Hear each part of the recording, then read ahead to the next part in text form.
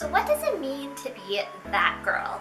This trend often features women who embody the ultimate wellness lifestyle.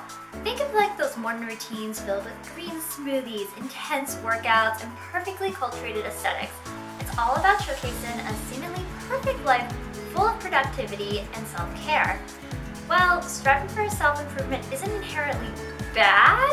The that girl trend creates unrealistic expectations and promotes a one-size-fits-all approach to wellness and success, leading many to feel inadequate if they can't keep up, and then the pressure to constantly perform will lead to burnout and anxiety. Hi, my name is Jaden, and I make videos on culture, media, and kind of whatever's going on in the world.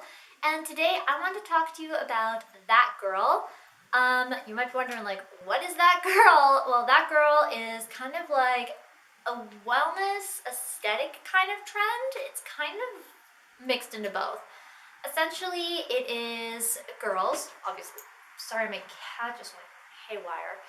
It is essentially girls who are living the perfect lifestyle. They have such a wonderful morning routine. It's all put together. They wake up early. They have their life together. It's all planned out. Their night routines are all perfect and organized as well. And I want to talk to you about why this trend, lifestyle, aesthetic situation isn't necessarily the best choice, but it's also not the worst choice. So I tried to be that girl once. I feel like many people have tried. And for me personally, it had quite a lot of flaws as well as some good points. So I was working a standard 9 to 5 job, but in order for me to actually get to work in time, I'd have to leave my apartment at like 7 a.m. And that would mean I have to wake up at 4 or 5 a.m. to do the whole that girl routine. You know, I'd wake up, I'd shower, I'd make a smoothie, I would do yoga, I would journal, and I even had aesthetic TikTok videos showing that. They're on the screen somewhere probably. And it slowly started to burn me out, especially on days I just physically could not get up. Like, I'd have to like call into work and all that. Like, I literally could not get up. And then I'd feel bad that like, oh my gosh, I can't do something as simple as waking up early. Like, what a failure, I'm horrible. But like, that's not something you should like beat yourself up over, because like everyone's gonna have those kinds of days. So that was kind of one of the drawbacks. And then I just get obsessed with like the whole routine, and if I like messed up at any portion of the routine, or if I fell off track for that routine, I would just hate myself for that. Sorry, my kitten decided to open my vanity drawer and go inside of it. She's very funny and very cute. Anyways, back to what we were talking about. The aesthetic associated with being that girl is mostly just that, an aesthetic. Oh my gosh, Tabitha, you're so distracting and I love you, but like, girl, you gotta chill. So the aesthetic portion of being that girl is overshadowing the actual lifestyle and wellness aspects to being that girl. It slowly starts to promote superficiality and just living this perfect lifestyle with nothing wrong ever happening, and that you have this beautiful routine and like it's always perfect and you're just living the dream life. When that's not necessarily the case. You don't actually know what these people are doing behind the scenes. You don't see them waking up and setting up their pictures of their food, like making their green smoothie and making their acai bowls look so perfect and like organized. Like, no one has time to do that in the mornings, let's be real, especially if you're working a regular job. Another issue with this trend is that it's promoting a false sense of confidence and accomplishment. Sure, you made that green smoothie, but like, what's in it? What are the actual health benefits? Is it actually going to keep you fueled throughout the day? They're always showing these like small portion sizes, and then younger girls are going to see that and be like, oh my gosh, like I'm eating way too much, and then that's obviously going to lead to some problems down the line. Or they're going to see like these perfect matching like workout sets from like Lululemon, or like those like ones, what is it called? Something Shark? I can't remember what it's called. But they'll see these like expensive like workout sets and be like, well, I can't be that girl unless I have the most expensive, luxurious variety of all these workout sets. And then people just get so focused on the aesthetic aspect that they're not even putting in the proper time and energy into proper self-care. Like, sure, it's great to wake up and journal and exercise, but if you're just doing it all for show, then it's gonna feel like a chore and like a job opposed to actually looking after yourself and doing what your body needs in that moment.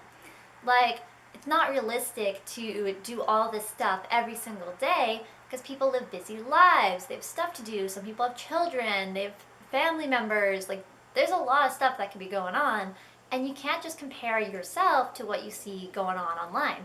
Like, I would spend hours doom scrolling on TikTok of all these like aesthetic that girl routines, and I'd be like, oh my gosh, like, why can't I do all of this? Tabitha, what'd you get into? He's being so naughty. Yeah, you're being so naughty. Naughty, naughty, naughty. You're being a bad kitty. Yes, you are. Yeah. Tabitha's that girl. Oh. Okay, aside from Tabitha distracting me, where was I? All right.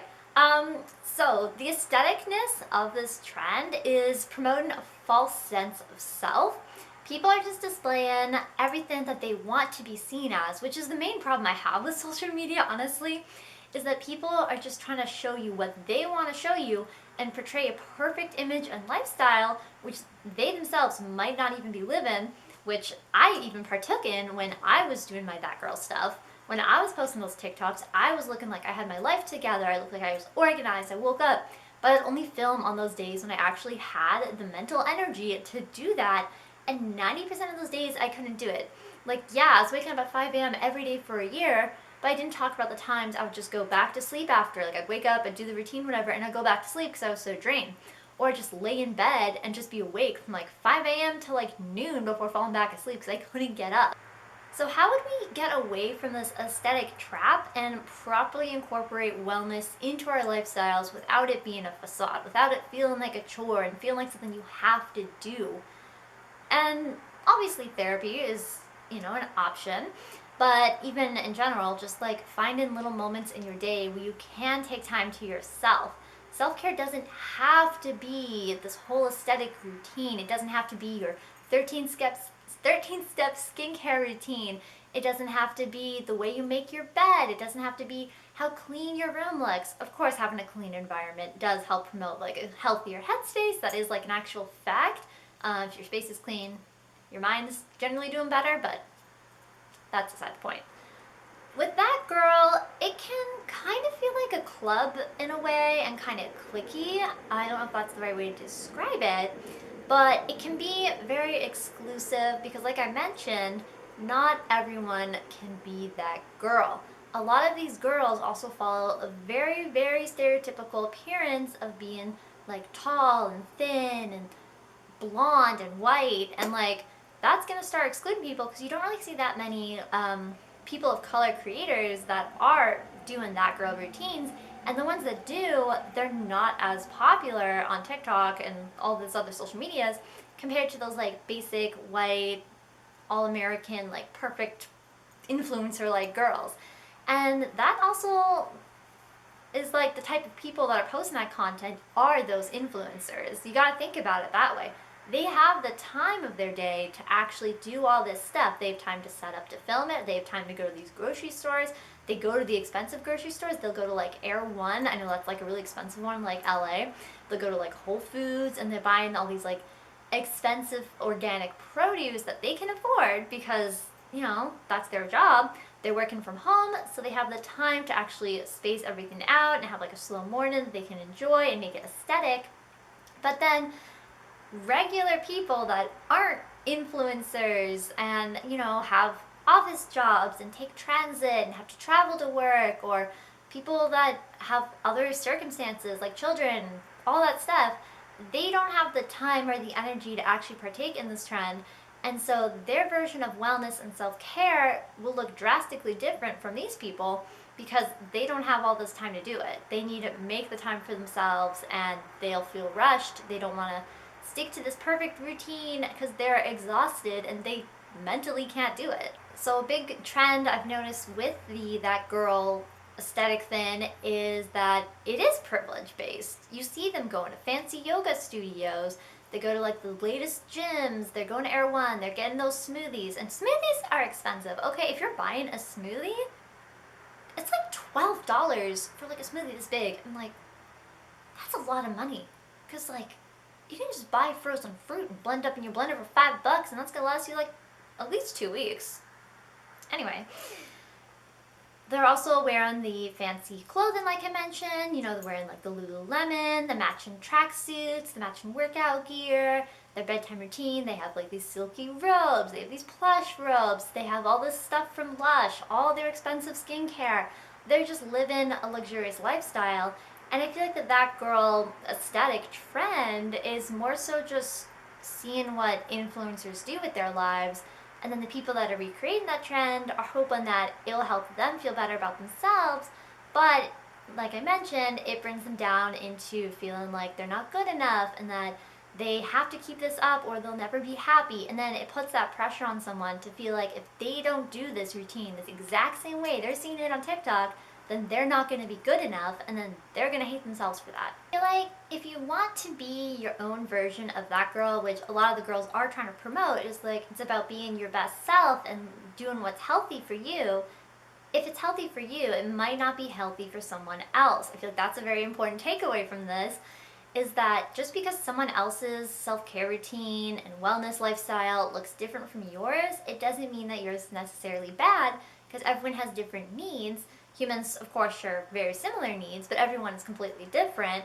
Like, maybe you don't think doing something in my eye. Maybe you don't think doing like a 13-step skincare routine is what you personally need, and maybe for you it's going on a walk or taking time to journal out of your day or spending time with your pets or your friends, your family, going to therapy and just enjoying your life. And you don't need to have this perfect structure to actually make progress in your wellness journey.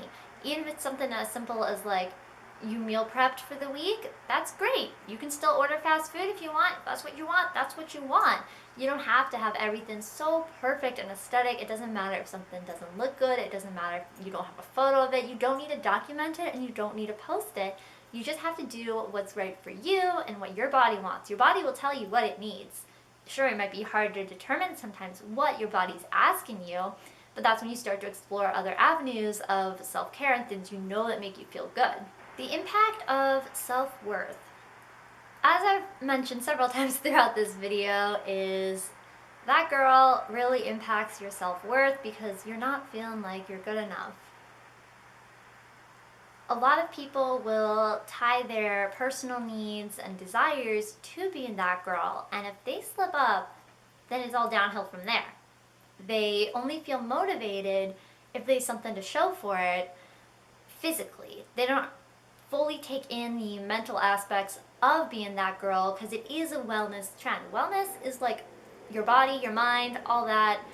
That's what the focus should be. It shouldn't be just on how it looks. It needs to be how it makes you feel. If it's not making you feel good, then don't do it. So, what's my conclusion to this?